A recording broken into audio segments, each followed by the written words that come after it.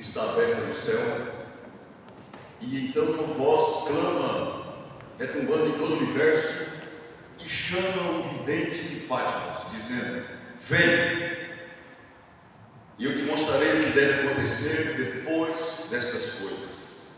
E ele vê então um trono majestoso, e ao lado, em volta desse grande trono, mais 24 pequenos tronos, menores tronos. E vê então ali assentado naquele grande trono,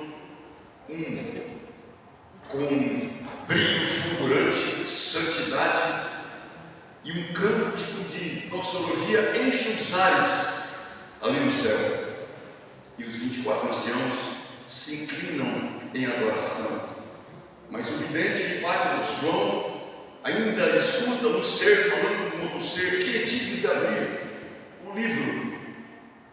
E então ninguém podia abrir esse livro, não se achava ali. E João chora copiosamente. Mas de repente ele olha e vê de pé, pelo aviso de um dos anciãos, ele diz: não chores, porque eis que o cordeiro e o leão da tribo de Judá, a raiz de Davi, venceu para abrir o livro dos 7 selos. E aí João olha e vê um cordeiro como tendo sido morto.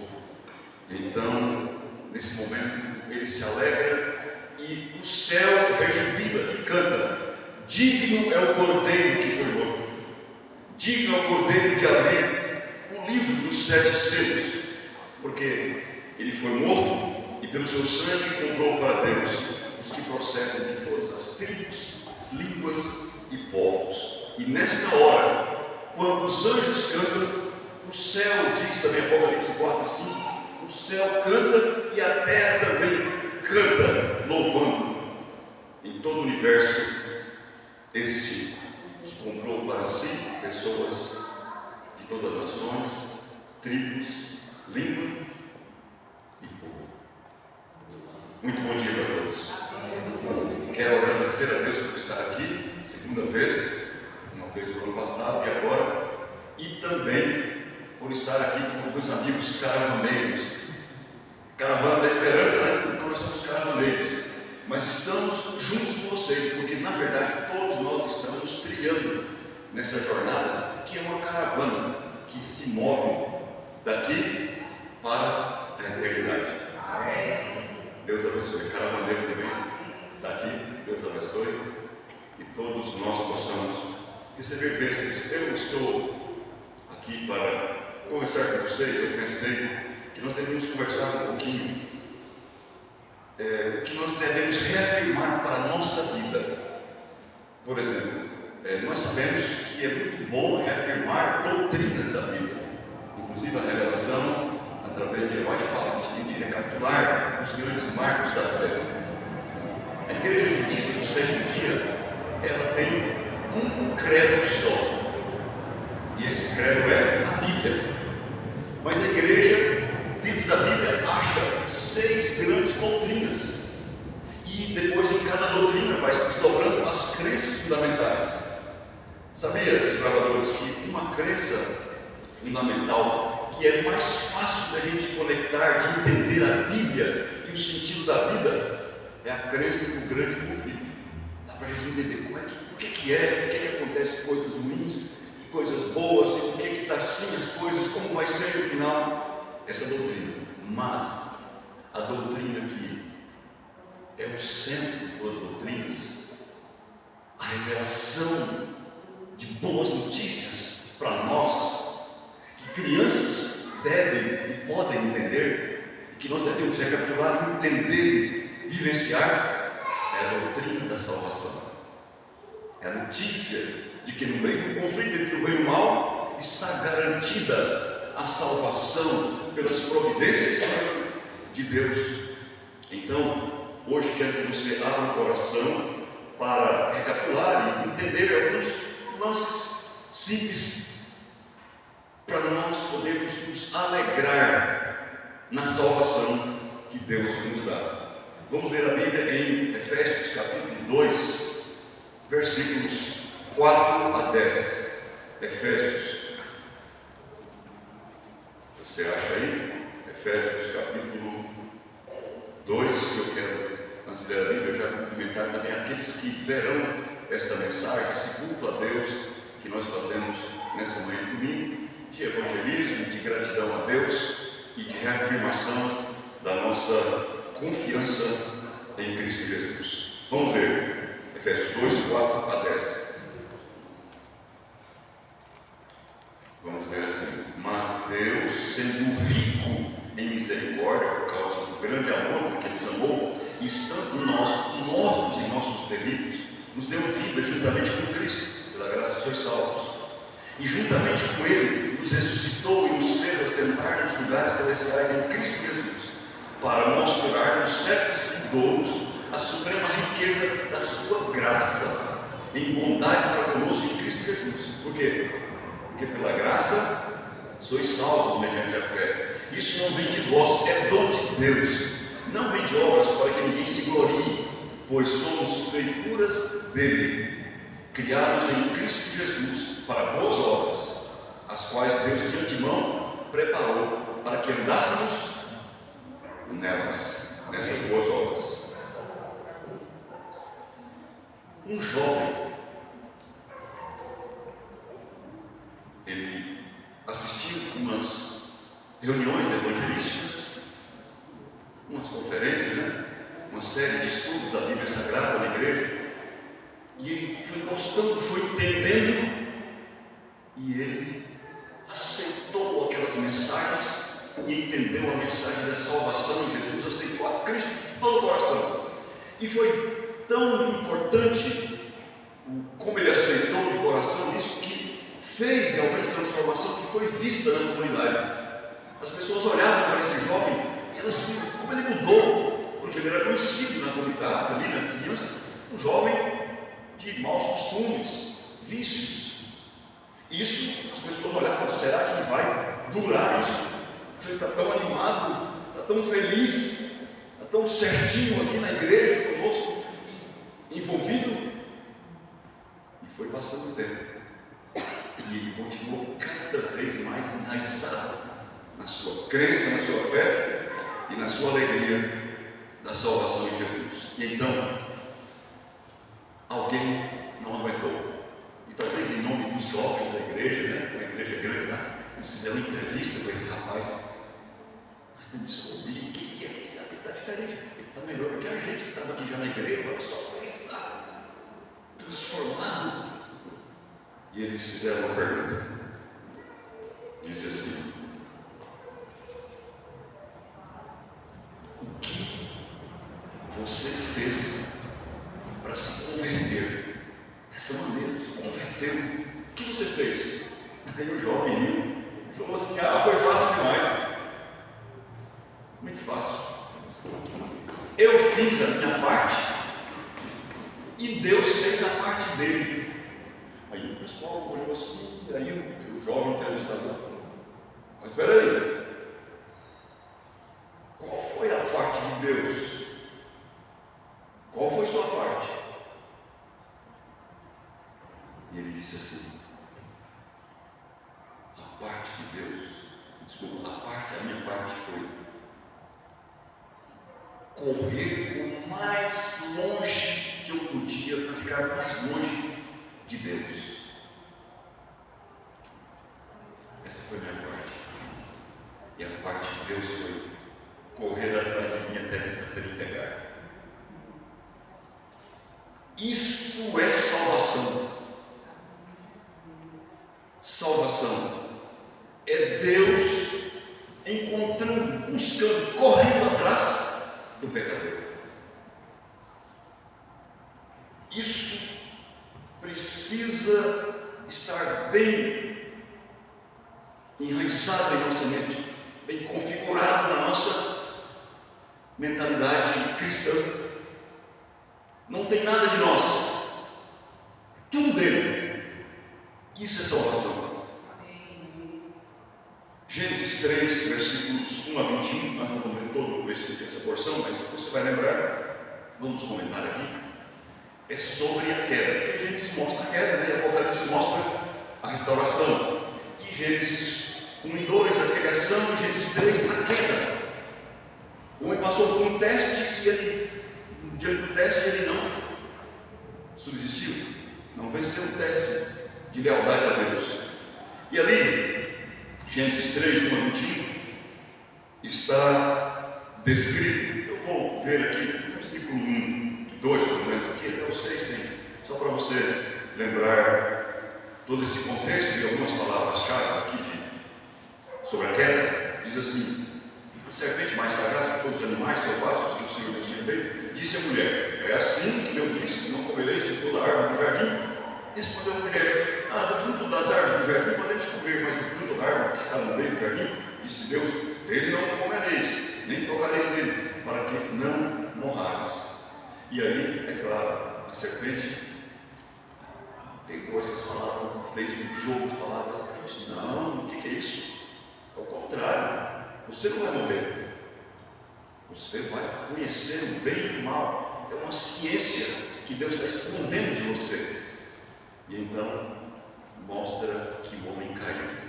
E aí, o ponto que para nosso interesse agora é o seguinte: quando eles erraram, a primeira coisa que eles fizeram, os desbravadores lembram, né? Fizeram foi o quê? Se esconderam. Sabe por quê? Porque Jesus, a segunda pessoa da divindade, ele ia todo dia. A Bíblia fala assim, na viração do dia, fazia o pôr do sol com eles, todo dia. Começou no pôr do sol de sexta, eles foram criados, novinhos em folha, ficou junto com eles. E depois, todo dia, no pôr do sol, o Senhor ia, que é o começo do dia, começa no pôr do sol. O Senhor ia, chegaram na porta do jardim, toda decorada, bonita, a porta feita com as trepadeiras, as árvores ali que eles organizavam, estavam de posição. E Jesus chegava, ele já estava onde? Na porta esperando. Mas nesse dia, quando eles não passaram nesse teste, eles erraram. Nesse dia, eles não ficaram na porta, se esconderam. Sabe por quê? Porque o primeiro sentimento que uma pessoa tem até hoje, desde Adão e Eva, quando erra contra Deus, o primeiro sentimento é medo. Obrigado. E quando eles se esconderam, Jesus chegou na porta, eles não estavam. Claro que Jesus sabia que eles não estavam. Aí Jesus parou na porta e chamou: Adão, onde estás? E essa pergunta de Jesus é uma referência na primeira vez que a Bíblia se refere a um juízo investigativo, que é um juízo de julgamento, de pré-julgamento, assim, de organização para que a pessoa enfrente o juízo. O julgamento é o pré-julgamento. E quando ele diz onde estás, essa palavra é uma variante que é traduzida assim também: como estás? Os antigos aqui já ouviram aquela música, eu cantava no quarteto desde menino, e aí uma música que a gente cantava assim: como estás com teu Deus? É um juízo investigativo. Agora, o que é juízo investigativo? É uma coisa boa ou ruim? Muito boa, porque Jesus ia lá no jardim quando tudo estava bem, e Jesus foi no jardim quando tudo estava mal. Entendeu isso? Então, quando tudo está mal, Jesus está com você também. Não leve a vida cristã baseada em sentimento. Eu estou sentindo alegria, eu estou na igreja. E às vezes os meninos falam: na igreja eu sou muito bem, mas quando eu estou fora, aí cai, atrapalha tudo. Eu tinha de morar na igreja, né? A gente pensa assim, que a igreja começa a ligar, canta, diga eu acordei, canta, esperança, e ora, e fica junto, e lê a Bíblia, e eu vou me ligando. Depois, desconexão. Mas você não precisa e não pode ter a vida baseada em sentimento. Eu estou sentindo bem que Deus está comigo. E agora eu errei. Então Deus foi embora, eu estou sozinho, eu estou até com vergonha, e agora eu vou me afundar. Já errei mesmo. Isso é de Satanás. pensamento derrotista e negativo quando você erra. Jesus foi no jardim quando tudo estava bem, cada dia, e foi no jardim quando tudo estava mal. E ele fez a pergunta: como é que você está, Adão e Eva? Como é que vocês estão? É uma pergunta que ele faz para você hoje. Como é que você está? E se você não está bem, a pergunta é graça para você. Amém? É graça. Você, mas como você está? Está dizendo, eu posso ajudar. Quero fazer alguma coisa. Dá licença? Ele está atrás de você. Essa é graça. Ele indo atrás. E aí veio o sentimento. Depois de Jesus solucionar, eles correram, Jesus alcançou, encontrou, achou atrás da árvore. E quando eles falaram, agora pode nos matar, porque Jesus disse que quando a gente errasse nesse ponto, ia morrer. Ele disse, não. Quando você erra, alguém vai morrer. Mas não vai ser você, vai ser eu. E aí entrou a figura do Cordeiro, a configuração de Jesus Cristo, o Cordeiro que foi morto, o Cordeiro de Deus que tira o pecado do mundo. Então aqui é o ponto da salvação garantida pelo que Cristo faz. E aí o sentimento que vem depois que você se arrepende e aceita o que Jesus providenciou para você, é paz. O primeiro sentimento, quando a gente erra, é o medo. E o primeiro sentimento, quando você está com medo e Jesus fala, estou com você, eu morro por você, é a paz. Nenhuma condenação há para os que estão em Cristo Jesus. E também em Romanos 5, sobre justificados, pois mediante a fé temos paz com Deus, por meio de Jesus Cristo, o Senhor. Agora tem dois pontos para nós irmos ao final, e um ponto é o que aconteceu na cruz. Eu vou ler e vou contar uma história para as crianças entenderem a salvação de Jesus para elas, para você entender a salvação para você, desbravador, aventureiro, não estou vendo. Aqui só tem liberado aqui, aventureiro. Então vamos ler na Bíblia Romanos capítulo 5. O que aconteceu na cruz? Romanos 5, versículos 12 e 15. Só esses versículos para dar um ponto aqui nesta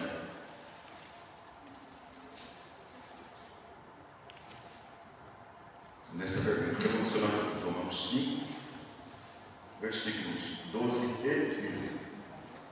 Porque, portanto, assim como por um só homem entrou o pecado no mundo e pelo pecado a morte, assim também a morte passou a todos os homens. Por quê? Porque todos pecaram. Versículo 15.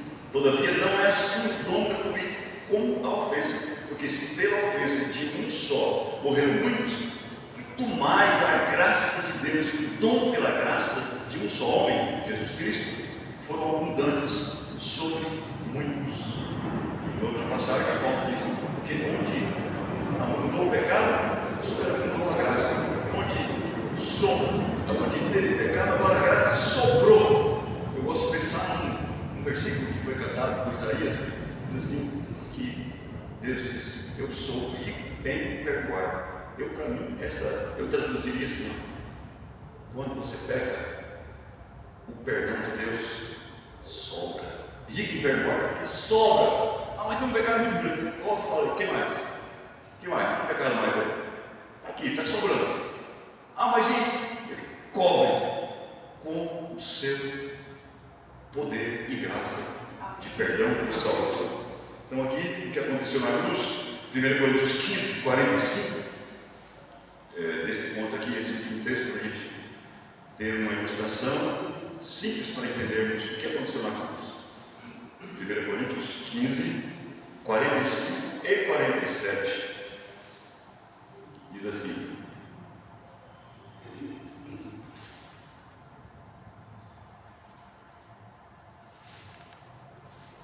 pois assim está escrito, o primeiro homem, Adão, foi alma vivente, foi feito alma vivente. O último Adão, porém, é espírito vivificante. 47. O primeiro homem formado da terra é terreno. O segundo homem é do céu. É do céu. Aqui está Jesus Cristo entrando no lugar do ser humano, morrendo, para morrer na cruz. Primeiro Adão fez o teste com ele, ele não passou no teste, pecou. Segundo Adão, Jesus Cristo, fez o teste com ele e ele disse sim para Deus, não para Satanás. Inclusive isso de maneira bem específica na grande tentação do deserto. Foi tentado desde criancinha, mas ali estava o símbolo e o foco de toda a tentação do inferno para ele, e ele venceu. Então Jesus veio, se tornou como um homem para morrer por nós. Então ele tinha que ser totalmente divino, mas tinha que ser totalmente humano. Com o seu poder divino ele segura na mão do Pai, com o seu poder humano ele segura a nossa mão, e como ser humano ele morre, porque Deus não pode morrer. Então ele assumiu a humanidade para morrer, e ele morreu em nosso lugar. E as crianças entendem isso de acordo com uma história real que aconteceu. E isso aconteceu, foi contada por Cliff Barrows. Ele contou para um grande pregador e ele descreve assim o castigo dos seus filhos. Olha aqui, crianças, Cliff, ele falava com seus filhos: não faça isso, por favor. Aí eles estavam fazendo, e ele orientava ali alguns dias, algumas vezes, e ele falou assim: agora eu vou sair, vou voltar só à tardezinha, e se vocês fizerem isso aqui, eu vou precisar de discipliná-los, vou precisar de dar uma correção em vocês, fisicamente. Ele falou o que era, ia dar umas cintadinhas neles, 2 filhos. Ele saiu, mas como ele advertiu, ele voltou, agora vai estar tudo certinho. E quando ele chegou em casa, o que tinha acontecido? O que acontecia todo dia: a bagunça, o erro que ele estava ensinando a eles, educando-os para que não fizessem. E ele chamou os 2 filhos, menino e menina, e disse: eu vou precisar de disciplinar vocês. Vocês fizeram a mesma coisa que eu adverti para ele fazer. Então, por favor, venha aqui. E levou para o quarto. Só que lá no quarto ele tirou a camisa, ficou sem camisa, tirou a cinta, chegou bem pertinho deles, entregou a cinta, se ajoelhou e disse assim: 10 cintadas cada um. Os meninos começaram a tremer. Falou: por favor, 10 cintadas cada um. Entregou na mão do menino, e o menino foi. E ele conta assim: não pense que aquelas cintadas não doeram. Ele deu 10 cintadas, o menino saiu, virou as costas, a menina pegou e começou a dar cintadas, já começou chorando, batendo no pai. 10 cintadas. Quando terminou, 10 cintadas, a última, 10 cintadas, deu uma 10ª. As duas crianças se abraçaram, estavam chorando, e ele abraçou com elas, chorou também, e ele fala assim: vocês não imaginam o choro sentido dessas crianças, dos meus queridos filhos. Não imaginam o choro emocionado. E ele dobrou o joelho, abraçou as crianças, ajoelharam e orou a Deus. E ele termina dizendo assim: nunca mais eles desobedeceram naquele ponto que eu os adverti. Nunca mais. O que eles entenderam?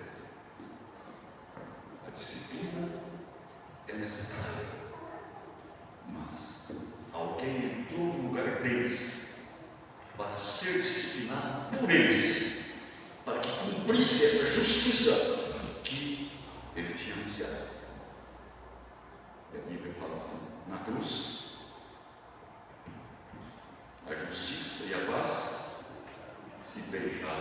pensou? Que bonito. Porque tinha de cumprir. Alguém tem que morrer. Justiça. Quem morreu? Jesus. E a paz? É porque ele morreu no lugar dele. Então, se você aceita isso, você é salvo em Jesus. Você é salvo em Jesus. Não é para você sentir, eu estou sentindo que eu sou salvo. Não. Não vá pelo seu sentimento. Vá pela palavra de Deus, que diz: quem tem o Filho tem a vida, e a vida eterna permanece nele. Aceitar o que Jesus fez é você realmente crer no que ele providenciou para você, e os benefícios do sangue dele, que purifica do pecado, vem e purifica você. Louvado seja Jesus por isso. Ele purifica você e a mim. E então, o último ponto que eu tenho é para nós conversarmos sobre quando somos salvos. Quando somos salvos. Lucas 18, versículos 9 a 14. Lucas 18 é uma ilustração bíblica para responder essa pergunta, né? Não vamos pregar, fazer exegese aqui dessa passagem. Você conhece a passagem, vai ser fácil de entender. Lucas 18. Lucas 18, versículos 9 a 14, é a história de duas pessoas que saem. Lucas 18,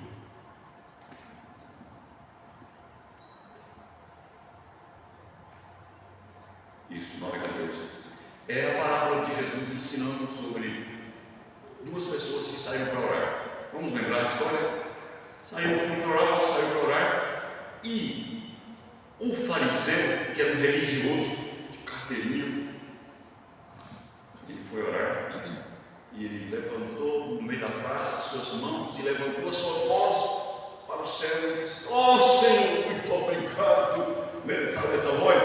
Eu imaginei essa voz: "Muito obrigado, Senhor." Sabe, umas vozes ensaiadas assim.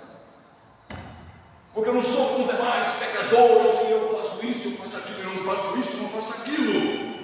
Oh Senhor, oh. E aí, diz assim: não longe dali, um publicano, que tem um título de pecador. Os pecadores abaixavam sua cabeça, não ousavam olhar para cima, e falava de si para si, falava baixinho: Senhor, tem misericórdia de mim, que sou pecador, tem misericórdia. E Jesus termina a palavra simplesmente assim. Aquele homem que falava de si para si, ele não teve nenhum mérito.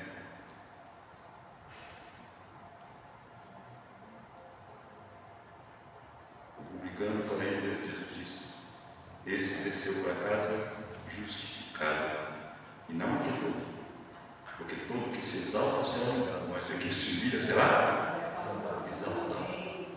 Bom, o que está acontecendo aqui? Quando que nós recebemos a salvação?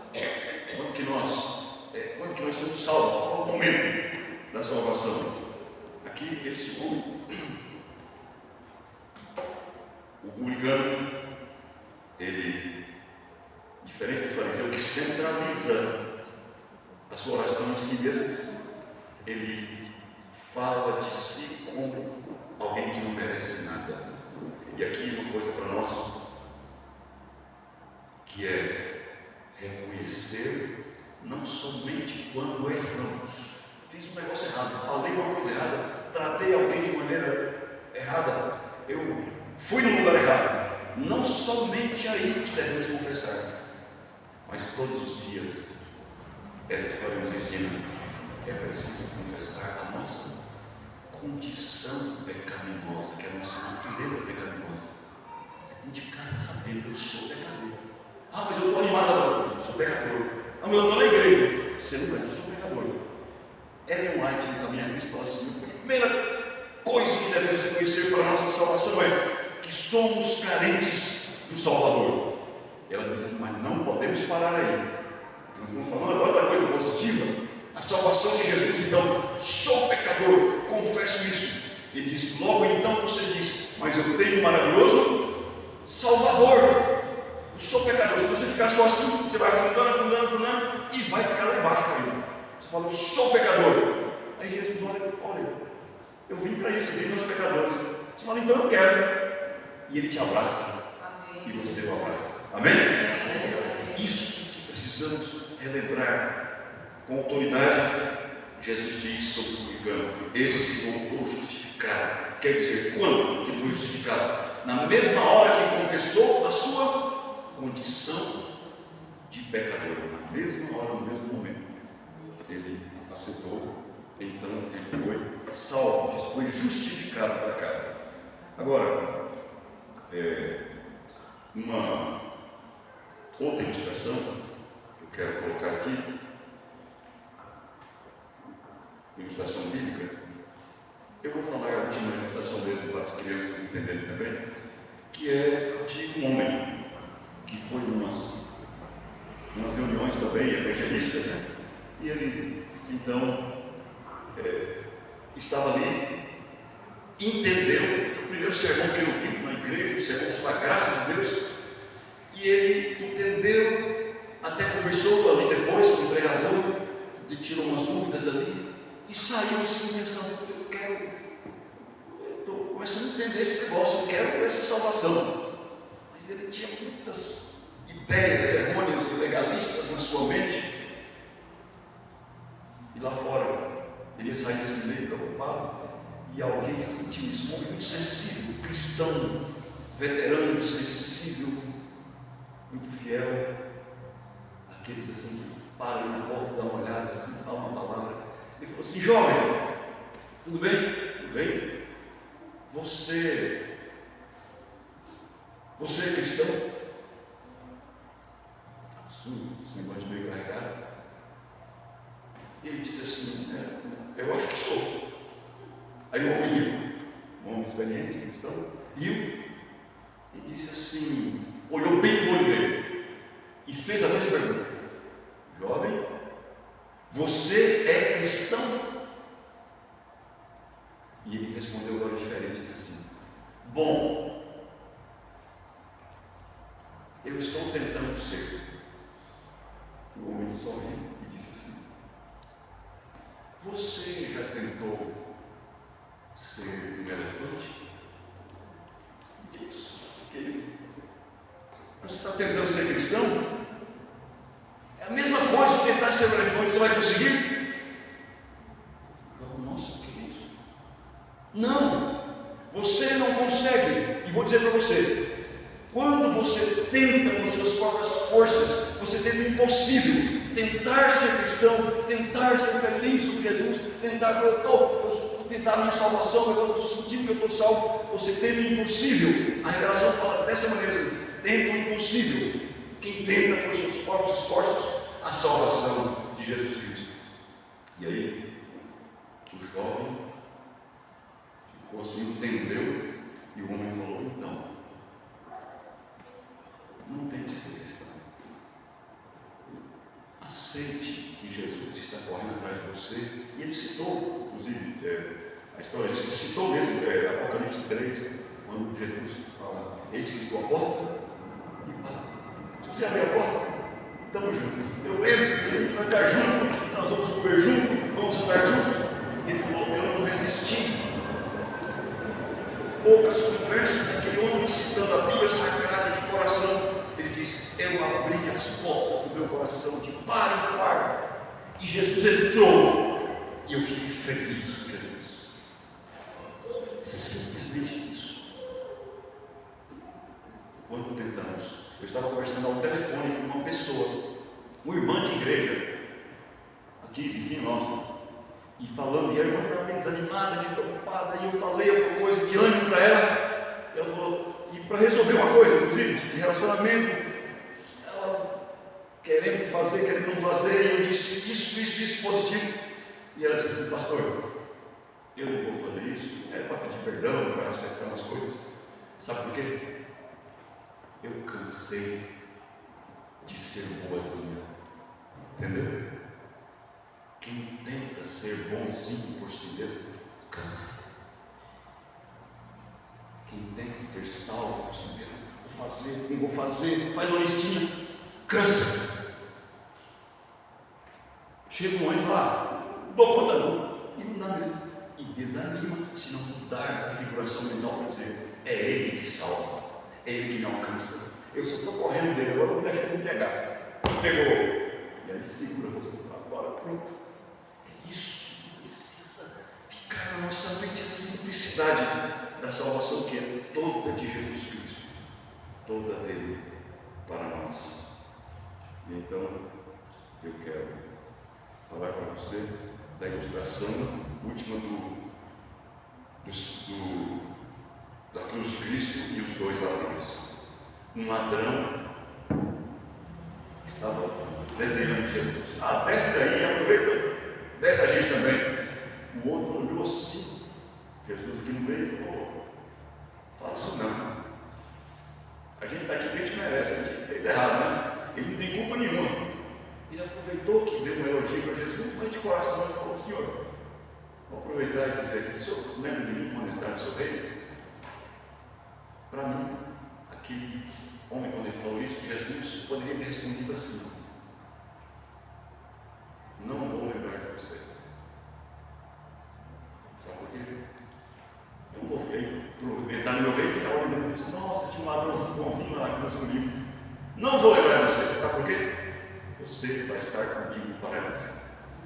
Louvado seja Jesus Cristo, a sua graça. Quando que esse homem foi salvo? Quando ele falou, lembra de mim, quando ele reconheceu a divindade de Jesus, o Cordeiro de Deus, o poderoso que merece toda adoração e é digno de honra e de louvor, como nós começamos. E é por isso que nós, quando cremos, não podemos e nem precisamos ficar ancorados no sentimento. Estou sentindo até bem hoje aqui, para disso. Você deve crer. E quando você crê, se está tudo bem, você está com Ele. Se está tudo mal, Ele está com você. Amém. E Ele nunca vai te abandonar. Amém. Pode ficar firme nisso, que é uma crença, não é para se sentir. É crença. Ele falou, eu estou com vocês. Eu que salvei vocês, eu que ando com vocês, estou com vocês todos os dias, até a consumação dos séculos. Copérnico disse assim, e mandou escrever até na lápide da sua sepultura, não ouso almejar a graça dada a Paulo, nem a bondade com a qual perdoaste a Pedro. Eu te imploro apenas o perdão que outrora cobriste o ladrão da cruz. Na hora, não merece nada, é um pecador, ele era um ladrão, agora arrependido disso. Por favor, estou sabendo que o Senhor é Deus, o Senhor é divino, o Senhor tem um reino. O Senhor lembra de mim pelo menos lá? Não vou lembrar, porque a gente vai estar junto. Digno é o Cordeiro que foi morto. Nós cantamos e nós falamos aqui de Apocalipse 4 e 5. Ele que faz tudo, Ele já fez tudo para que você pudesse ter a alegria da salvação. E outra coisa, é a certeza da salvação. E certeza da salvação não é que você vai bater papo, não de obras, para que ninguém se glorie. Bate-papo da salvação, eu sou salvo, glória a Deus, é quem faz isso pelas obras. Pelas obras você fala, eu sou salvo, e você pensa que é melhor que os outros, e desfila a sua salvação. Mas, pela graça de Deus, e com humildade de reconhecer que você sim é um pecador, um menino é um pecador, um desbravador é pecador, tem natureza pecaminosa, tem tendência pecaminosa, fala, eu sou mesmo, mas eu tenho um Salvador. Aí, quando você tem certeza da salvação, que a Bíblia fala que você pode ter e deve ter, não é sobre você, é sobre Ele. Sou salvo em Jesus, tenho certeza disso. E eu posso falar isso exatamente porque não sou eu quem salva, senão eu nunca poderia falar. Mas como é Jesus que salva, quando eu falo isso, eu estou louvando a Jesus, eu estou dando dignidade ao Cordeiro que foi morto. Eu estou exaltando e reconhecendo, sim, Ele me salvou. Quando me salvou? Quando eu falei, eu estou aqui perdido. Ele falou, então, estou aqui para te salvar. Você aceitou isso? Você está em Jesus. Se você teve alguma dúvida até agora, aceite agora. E então, justificado pela fé, você terá paz com Deus por meio de Jesus Cristo, o Salvador. E nenhuma condenação mais recairá sobre você. Você ficará firme nisso se continuar lembrando sempre: sim, eu sou um pecador, mas sim, Jesus é o Salvador poderoso e Ele já me salvou. Não tenha medo de ter certeza e cultivar a certeza de salvação. Lembrando sempre, você pode fazer isso, deve fazer, porque isso é reconhecer Jesus realmente tem poder para salvar. O que Ele fez não é brincadeira. Eu vou tentar ser salvo, vou tentar ser cristão. Pare, aceite o que Ele fez, viva a alegria da salvação e glorifique o Cordeiro de Deus que tira o pecado, em nome de Jesus. Fique de pé, vamos orar.